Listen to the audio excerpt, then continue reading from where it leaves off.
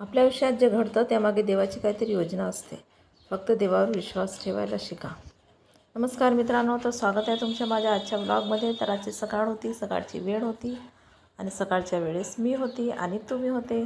तर मी जात आहे दूध आणायला. तर मित्रांनो, आपल्या जीवनामध्ये नेहमी सकारात्मक विचार ठेवा आणि सकारात्मक विचार जर तुम्ही केला तर तुमच्या जीवनातसुद्धा सकारात्मकच घडेल आणि तुम्ही तुमच्या जीवनात यशाची उंची गाठणार.